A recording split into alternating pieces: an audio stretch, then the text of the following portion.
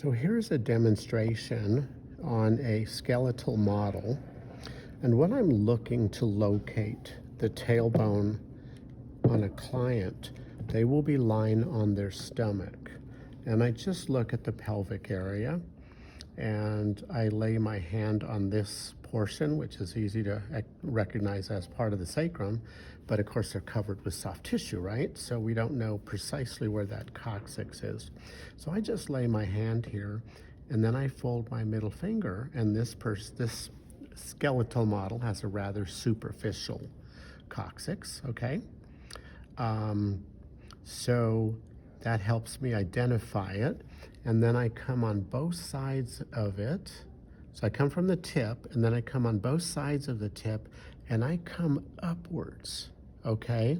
And that defines the sulcus that's underneath the transverse process of the first coccygeal body, okay? Now this one has rather short transverse processes. I've seen some that are longer than that. But let us imagine that this tailbone was side bent to the right. So the top, so this is sacrum here. It's the bottom of the sacrum. There's a disc in between. This is the first coccygeal segment. If it side bends to the right, it means the top goes down on the right. That means the tip goes over to the left, okay?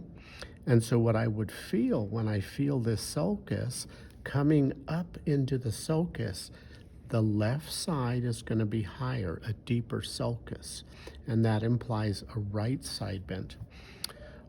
Some people call it a left because they're referencing the tip, but the correct biomechanical nomenclature would call that a right side bent tailbone, and I've been guilty of calling the other based on how I learned it long ago.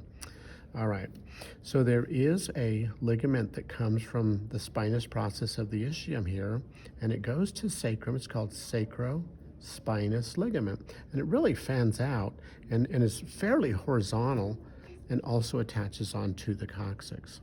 So if this person has a right side bent coccyx, the tip points over to the left, this ligament will be tighter. So what I do to palpate the ligament is I come below the person and again orient myself to the sacrum and then come to the midline, and now I'm going to go a little bit further. So you can see that my thumbs are apart by at least an inch, inch and a quarter, or even an inch and a half. So I know that I'm on the bottom of the sacrum under what's called the inferolateral angle, this portion here. And I know that just slightly obliquely, inferiorly, is the sacrospinous ligament. So I come over here and I come out another inch. This is soft tissue land. There's no bone under me. That's all ligament. And then I spring it. Now it is hidden beneath the big fanning ligament, which is the sacrotuberous. It comes from the ischial tuberosity up to the sacrum, gives a little bit of fibers over to the coccyx.